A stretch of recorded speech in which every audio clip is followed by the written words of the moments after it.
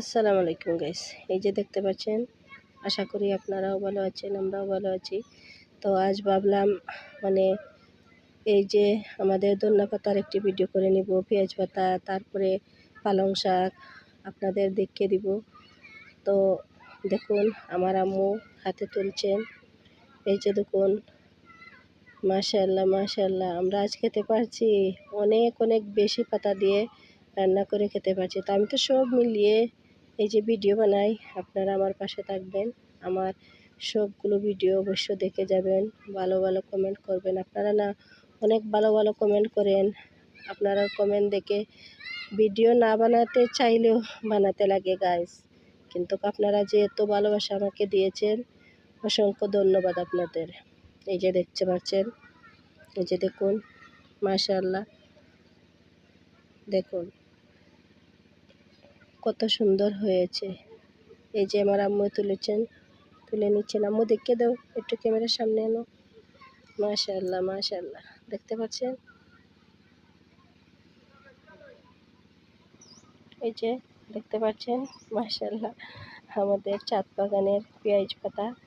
তো যখন আমাদের প্রয়োজন হয় আমরা এখান থেকে নিয়ে নেই। এই যে দেখতে পাচ্ছেন গাইস, আপনারাও আমাদের বাড়িতে আসবেন, তাহলে আমরাও দিয়ে দিব আপনাদের ধনিয়া পাতা, পেঁয়াজ পাতা, পালং শাক সব কিছু দিয়ে দিব।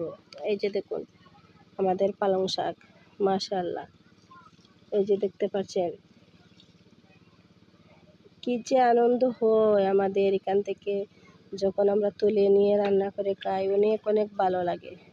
একদম ন্যাচারাল গোবর সার দিয়ে আমরা এটি মানে গোবর সার দিয়ে ফলিয়ে নিই, খেতে না অনেক সুস্বাদু হয়, অনেক ইয়াম্মি হয়।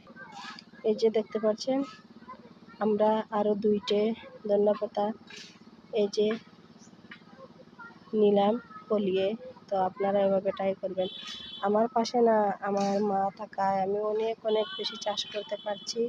তো আপনারা এভাবে মানে যদি আপনারা ফ্যামিলিতে আপনাদের পাশে যারা থাকে অনেক বেশি ভালোবাসা তাদের দিয়ে দিবেন, আমাদেরও অনেক বেশি ভালোবাসা দিয়ে দিবেন। দেখেন না আমার আম্মুর হাতের ধনিয়া পাতা, তারপরে সিমের গাছ, তারপরে বিনসের গাছ, অনেক কিছু হয়, খুব ভালো হয়।